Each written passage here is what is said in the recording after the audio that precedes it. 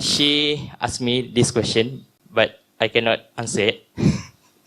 Okay, question is, why Allah, our God, not show itself like another region God? Like she's God, she is Chinese. She know the physical of their gods, and she know about the power of their gods. So why Allah not show itself? Thank you.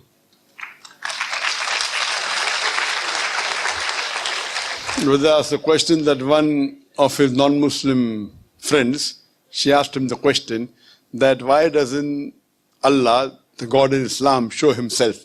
Like in other religions, they can see God. Why don't you? Why can't we see the God of Allah in Islam? The reason is that Allah subhanahu wa ta'ala in Islam is the true Allah subhanahu wa ta'ala. If He shows Himself, you will not be able to live. He's so powerful.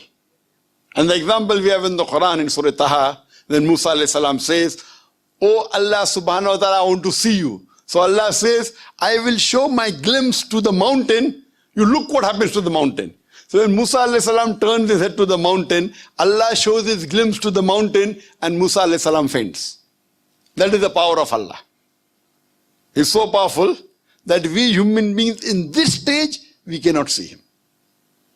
And the definition of Allah is given in Surah Ikhlas, chapter number 112, verse number 1 to 4, which says, "Qul huwa Allahu ahad." Says Allah one and only, Allahu samad, Allah the absolute eternal. Lam yalid wa lam yulad, He begets not nor is He begotten. Wa lam yakul lahu kufuwan ahad. There's nothing like Him in this world.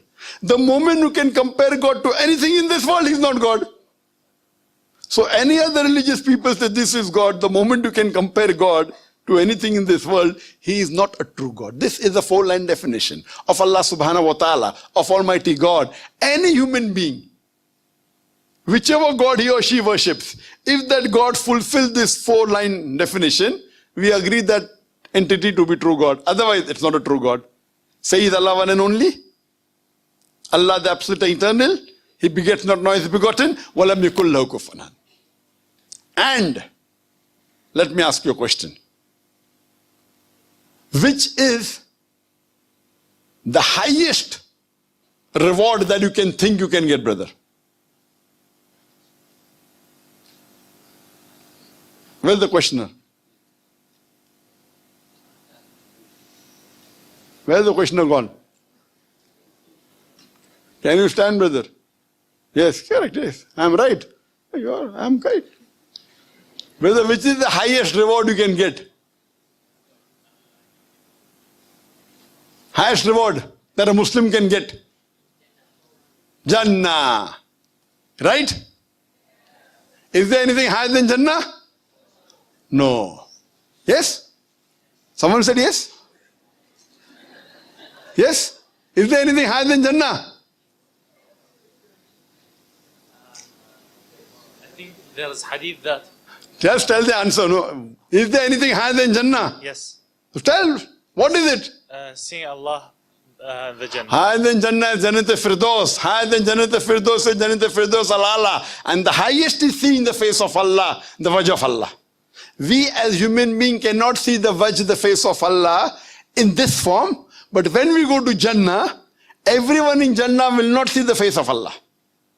Only those who are in Jannat al-Firdaus or Jannat al-Firdaus al-Ala, close to the Prophet, Allah will not show His face always. We would urge, we would desire to see His face. So the highest reward that any Muslim or any human being can get, Jannah is a high reward but not the highest.